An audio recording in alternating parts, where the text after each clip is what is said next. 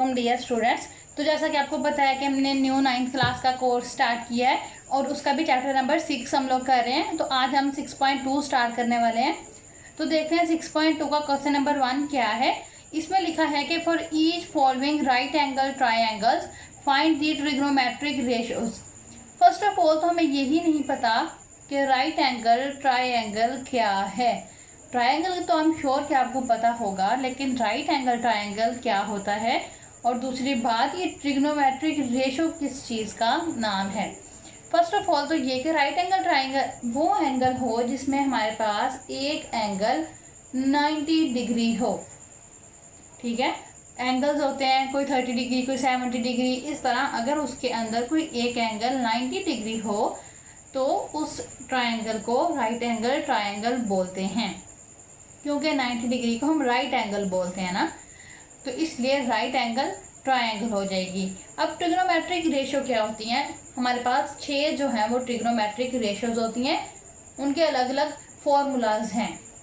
पहले तो हम लोग ये देखते हैं कि ट्राइंगल, एक राइट एंगल ट्राइंगल कैसे बनाते हैं। एक सिंपल सी राइट एंगल ट्राइंगल मैं बनाने लगी हूँ, कुछ इस फॉर्म की होती है।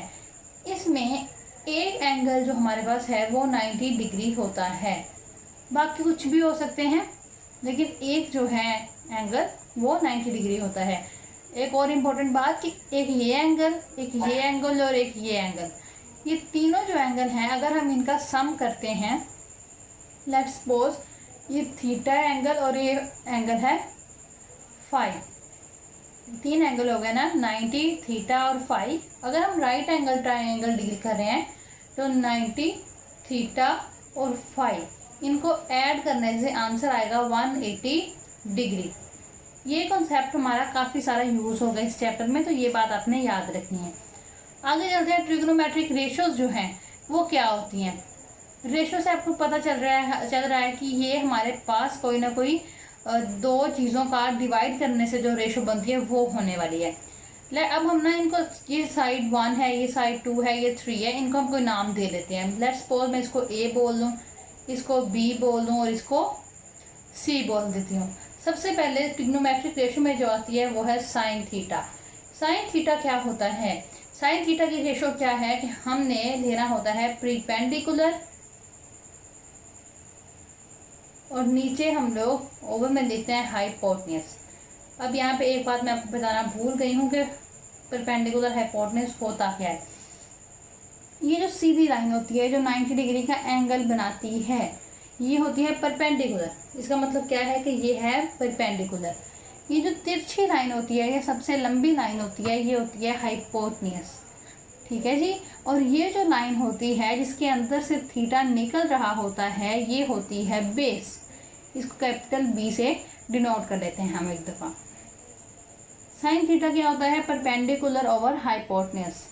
परपेंडिकुलर जो है उसको मैं नाम दे चुकी हूँ ए का, तो मैं इसको लिख सकती हूँ ए ओवर हाइपोटेन्यूज क्या है सी, सी लिख लिए। साइन हो गया, हर चीज़ का इन्वर्स होता है, तो साइन का जो इन्वर्स होगा या साइन का जो उल्टा होगा उसको हम लोग क्या बोलेंगे, कोसेकेंट थीटा। तो वो इसका जाहिर सिर्फ उल्टा ही होगा, हमारे पास हाइपोटेन्यूज ऊपर आ जाएगा और जो परपेंडिकुलर है वो नीचे आ जाएगा। तो इसको हम लोग लिख लेंगे सी ओवर ए। एक और बात कि परपेंडिकुलर को हम लोग उर्दू में क्या बोलते हैं, अमूद, ऐसे अमूद। ये जो होता है हाइपोटेन्यूज, इसको उर्दू में बोलते हैं वितर, और ये जो बेस होती है इसको उर्दू में बोलते हैं कायदा। ठीक है, तो ये बात आपको पता होनी चाहिए। तो पहले ये दो हो गई ट्रिग्नोमेट्रिक रेशियोज, ये साइन थीटा बिल्कुल ठीक वाला, और ये कोसेकेंट थीटा जो साइन थीटा का इन्वर्स होता है। उसके बाद आगे चलते हैं, आगे हमारे पास आएगा कोस थीटा। कोस थीटा हमारे पास क्या होता है, बेस ओवर हाइपोटेन्यूज के परपेंडिकुलर नहीं है, अब परपेंडिकुलर की जगह पे बेस है और नीचे वही बात हाइपोटेन्यूज हो जाएगी। बेस क्या है मेरे पास, जो मैंने नाम दिया वो है बी, तो मैं लिखूंगी बी ओवर सी। ओवर सी आपको पता चल गया होगा कि मैंने यहाँ से लिखा है हाइपोटेन्यूज से। अब कोस थीटा का भी जाहिर है कोई ना कोई इन्वर्स तो एग्जिस्ट करता है दुनिया में, वो होता है सीकेंट थीटा। क्या होता है वो? Secant theta. I am sorry, हाँ सीकेंट थीटा। तो सीकेंट थीटा इसका इन्वर्स है, तो इसको हम लोग लिखेंगे हाइपोटेन्यूज ओवर बेस। हाइपोटेन्यूज ऊपर और बेस नीचे, तो ये हो जाएगा सी ओवर बी। उसके बाद 4 हो गई हैं। 5वीं देखते हैं जो सबसे मोस्ट इंटरेस्टिंग है, which is tan theta. Tan theta देखो क्या होगा। टैन थीटा का जो असल फॉर्मूला होता है ना, वो होता है sine theta over cos theta. लेकिन जब हम इनको सॉल्व करते हैं तो हमारे पास आ जाता है परपेंडिकुलर ओवर बेस। परपेंडिकुलर क्या है यहाँ पे? अब ए है और बेस क्या है? बी। ठीक है। अब टैन थीटा का भी इन्वर्स होगा, which is cot theta. Cot theta में क्या होगा हमारे पास? बेस ऊपर आएगा और परपेंडिकुलर नीचे आएगा, मतलब बी ओवर ए हो जाएगा। ये हैं ट्रिग्नोमेट्रिक रेशोज़ जो 6 हैं, इनके ये फॉर्मूलाज हैं। आपको ये फॉर्मूलाज ऐसे ही याद करने हैं। और दूसरी बात, ये बात आपने याद रखनी है कि हम लोगों ने परपेंडिकुलर और ये हाइपोटेन्यूज और बेस किसे किसे माना है with respect to angle theta. अगर ये सारा कुछ हम एंगल थीटा के रिस्पेक्ट कर रहे थे, अगर हम थीटा यूज़ कर रहे हैं तब हमारे पास ये परपेंडिकुलर है और ये बेस है। लेकिन हम लोग थीटा की जगह पे ये फाई भी यूज़ कर सकते थे, लाइक साइन थीटा की जगह साइन फाई ले लेते, लेकिन उससे चेंजिंग आ जाती साइड्स में। जो हमारा कायदा है वो कायदा नहीं रहता, जो हमारा परपेंडिकुलर है वो परपेंडिकुलर नहीं रहता, ये आपस में फिर इंटरचेंज हो जाते हैं। तो नेक्स्ट क्वेश्चन आएगा, फिर हम लोग इसको स्टडी कर लेंगे अच्छी तरह से दोबारा से। ठीक है, तो अब चलते हैं क्वेश्चन की तरफ। ये देखें जी, क्वेश्चन में क्या गिवन है, हमें ये राइट एंगल्स ट्राइंगल्स गिवन है और हमने सारी ट्रिग्नोमेट्रिक रेशियोज मतलब जो 6 हैं उनकी वैल्यूज़ निकाल के दिखानी हैं। फर्स्ट ऑफ ऑल हम लोग देख लेते हैं परपेंडिकुलर क्या है, हाइपोटेन्यूज कौन सा है और बेस कौन सी है। ये एंगल है थीटा। थीटा के अंदर से जो लाइन निकलेगी जिसके साथ 90 डिग्री का एंगल होगा वो होगी बेस। इसका मतलब क्या है कि ये है बेस। थीटा के साथ जो तिरछी लाइन निकलेगी वो होगी हाइपोटेन्यूज, और ये जो थीटा वाली लाइन है, ये वाली बेस वाली लाइन के ऊपर जो लाइन आ रही होगी ये वाली होती है परपेंडिकुलर। ठीक है जी, तो हम लोग ये सॉल्व करने जा रहे हैं। तो आपको पता चल गया ये बेस है, ये परपेंडिकुलर है, ये हाइपोटेन्यूज है। उस सूरत में जब हम trigonometric ratios with respect to theta ले रहे हैं, अगर हम फाई लेंगे थीटा की जगह तो ये चेंज होगी। तो हम साइन थीटा की तरफ चलते हैं जी। हमारे पास सबसे पहले साइन थीटा का फॉर्मूला हमने अभी अभी पढ़ा, which is perpendicular over hypotenuse. मेरे लिखने से पहले ही आपने अपने दिमाग में बिठा लेना है। परपेंडिकुलर की वैल्यू क्या है 4, हाइपोटेन्यूज क्या है 5, तो साइन थीटा मिल गया। साइन थीटा के बाद इसका इन्वर्स जो होता है उसकी तरफ चलते हैं, which is cosecant theta. Cosecant theta क्या होता है? Hypotenuse over perpendicular. तो हमारे पास सिंपली ये क्या आ जाएगा 5/4। आगे पीछे करके लिख सकते हो, साइन के बाद कोस, कोस के बाद टैन, और फिर आप इनके इन्वर्स लिख लो, ऐसे भी लिख लो फिर भी ठीक है, आपकी मर्जी है। कोस थीटा क्या होता है हमारे पास? Base over hypotenuse. तो बेस की वैल्यू क्या है आप ऊपर से चेक करें 3, हाइपोटेन्यूज तो हमारी 5 ही है। अब कोस का जो इन्वर्स होता है विच इज़ सेकेंड थीटा, उसकी तरफ चलते हैं जी। सेकेंड थीटा की वैल्यू क्या आएगी? Second theta which is hypotenuse over base, तो विच इज़ इक्वल्स टू 5/3। उसके बाद चलते हैं जी टैन थीटा की तरफ। टैन थीटा हमें पता है कि परपेंडिकुलर ओवर बेस है। परपेंडिकुलर क्या है हमारे पास 4 और बेस हमारे पास क्या है 3। कोट थीटा की तरफ चलते हैं, वो है बेस ओवर परपेंडिकुलर। तो बेस ओवर परपेंडिकुलर मतलब कि 3/4। तो ये कितना आसान था ना, अगर आपको ये फॉर्मूलाज आते हो। इन फॉर्मूलाज में थोड़ी सी गड़बड़ भी आपका पूरा क्वेश्चन ख़राब कर सकती है, तो अपने वो ध्यान रखना है कि आप थोड़ी सी भी गड़बड़ ना हो। आगे चलते हैं जी इसके सेकंड पार्ट की तरफ। सेकंड पार्ट में क्या है, वही एक राइट एंगल ट्राइंगल गिवन है। सबसे पहले आपने ना ये देख लेना है कि आपके पास परपेंडिकुलर, हाइपोटेन्यूज और बेस कहाँ है। अगर आप उसको पहले से लेबल कर लोगे तो बहुत आसानी हो जाती है। तो ये थीटा के अंदर से लाइन निकल रही है जिसके ऊपर 90 डिग्री एंगल बन रहा है, तो अगेन ये बेस है। ये बेस है तो ये क्या है हमारे पास परपेंडिकुलर, और ये जो बच गया है ये तो जाहिर है हमारे पास फिर हाइपोटेन्यूज ही होगी। ठीक है, चलते हैं। सबसे पहले हम लोग वही बात कि हम लोग साइन थीटा लेंगे। साइन थीटा का फॉर्मूला आपको अगेन पता है कि परपेंडिकुलर ओवर हाइपोटेन्यूज। अब यहाँ पे परपेंडिकुलर की वैल्यू 8 है और हाइपोटेन्यूज की वैल्यू 17 है। ठीक है, कोसेकेंट थीटा देखते हैं। कोसेकेंट थीटा इसी का इन्वर्स है, hypotenuse over perpendicular, mean 17 over 8। Cos theta which is base over hypotenuse. अब मैं जल्दी जल्दी इसलिए कर रही हूँ क्योंकि अब आपको समझ आ चुकी होगी। बेस है 15, हाइपोटेन्यूज अगेन 17 होती है। सेकेंड थीटा की तरफ चलते हैं। Hypotenuse over base, time consuming की वजह से ही मैं पूरा वर्ड नहीं लिख रही, हाइपोटेन्यूज का या परपेंडिकुलर का। टेन थीटा का फॉर्मूला आपको फिर से पता है, परपेंडिकुलर। इतना लंबा परपेंडिकुलर कौन लिखे भाई, क्योंकि हमारे पास तो ऑलरेडी टाइम नहीं है। परपेंडिकुलर ओवर बेस क्या है 15। कोट थीटा देखते हैं, बेस ओवर परपेंडिकुलर। तो बेटा बेस क्या है 15 ओवर परपेंडिकुलर क्या है 8।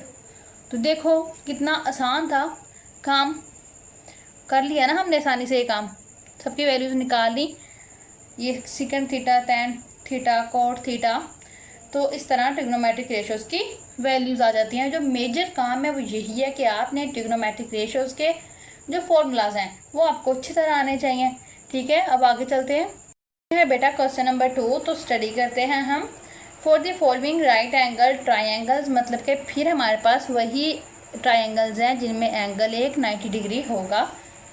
Find the trigonometric ratios. तो लकीली हमने फिर से ट्रिग्नोमेट्रिक रेशियोज ही फाइंड करनी है। फॉर विच हमारे पास measurement angle A is equals to phi and measurement angle C is equals to theta. इसका मतलब ये है कि ए के ऊपर जो एंगल है वो फाई है, सी के ऊपर जो एंगल है वो थीटा है।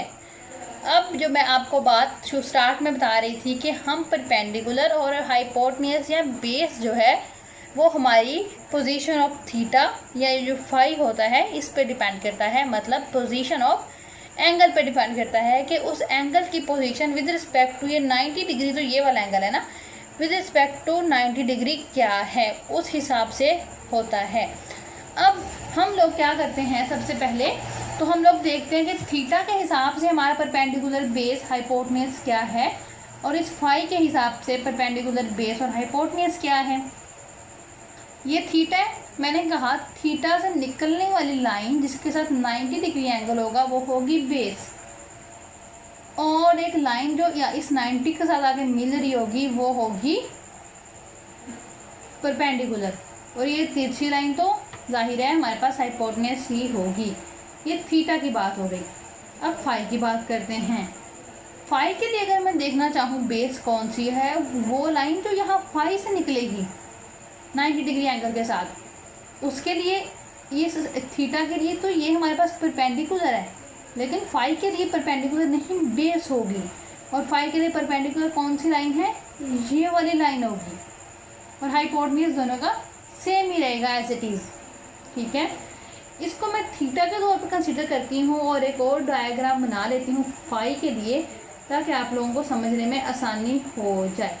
ये बी है, ये सी है, ये ए, ये फाई है, इसके बाद ये साइड सी है, ये बी है, ये ए है।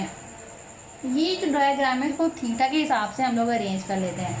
ये थीटा है तो ये हमारे पास क्या होगी इसकी बेस, और ये क्या होगा इसका परपेंडिकुलर, और ये तो हमें पता ही है कि हाइपोटेन्यूज होगी।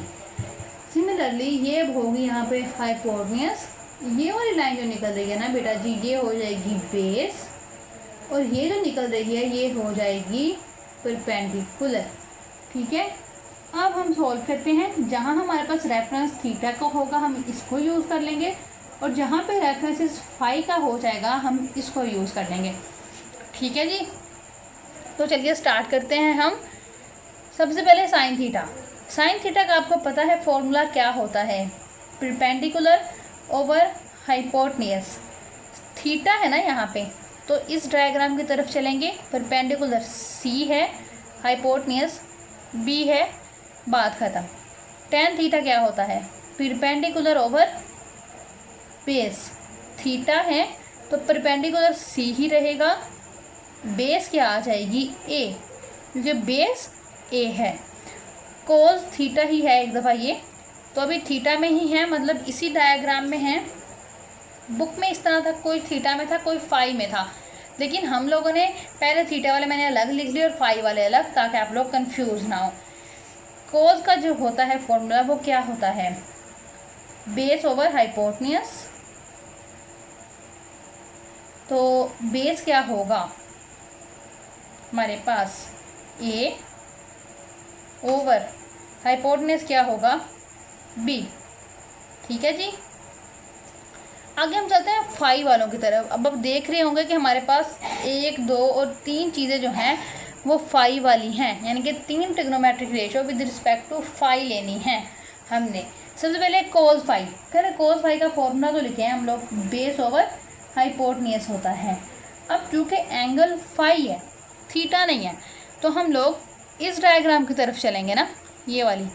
इसमें बेस क्या है बेटा जी सी, हाइपोटेन्यूज क्या है बी, तो हमारे पास आंसर क्या आने वाला है सी ओवर बी। साइन फाई की तरफ चलते हैं। फॉर्मूला चेंज नहीं होता, वही रहेगा परपेंडिकुलर ओवर हाइपोटेन्यूज, लेकिन चूँकि हम फाई में बात कर रहे हैं, एंगल फाई है थीटा नहीं है, तो हम सेकंड वाले डायग्राम की तरफ चलेंगे। इसमें परपेंडिकुलर क्या है ए, हाइपोटेन्यूज क्या है बी, तो क्या आंसर आने वाला है फिर हमारा ए ओवर बी। टेन फाई की तरफ चलते हैं जी। टेन फाई का फॉर्मूला आपको पता है क्या होता है, परपेंडिकुलर ओवर बेस। फाई है तो इसका मतलब है कि हमने इस वाले डायग्राम की तरफ शिफ्ट होना है ना। परपेंडिकुलर क्या है इसमें ए और बेस क्या है इसमें सी, तो आंसर क्या आएगा बेटा जी ए ओवर सी। ठीक है, तो यहाँ तक आई होप आपको क्लियर होगा कि किस तरह हम लोग एंगल्स के हिसाब से अपनी साइड्स को सेट कर लेते हैं कि कौन सी हमने एज अ परपेंडिकुलर रखनी है, कौन सी हमने बेस लेनी है और कौन सा हाइपोटेन्यूज है। हाइपोटेन्यूज तो चेंज नहीं होता, बेस और परपेंडिकुलर ही बार बार इंटरचेंज होते रहते हैं। और बहुत इंपॉर्टेंट बात क्या कि आपको याद रखने पड़ते हैं ट्रिग्नोमेट्रिक रेशियोज के फॉर्मूलाज, जो कि 6 हैं। अगर आप इनको अच्छी तरह से याद कर लो तो आपको आसानी हो जाएगी ये सवाल हल करने में, और ये बातें जो हैं आपको सारी ज़िंदगी काम देंगी और ये सारा कुछ हमेशा साथ साथ ही चलेगा। बाकी हम मिलते हैं नेक्स्ट वीडियो में नेक्स्ट क्वेश्चन के साथ। तब तक के लिए अल्लाह हाफिज़। आप इनकी खूब प्रैक्टिस करते हैं, मिलते हैं नेक्स्ट वीडियो में।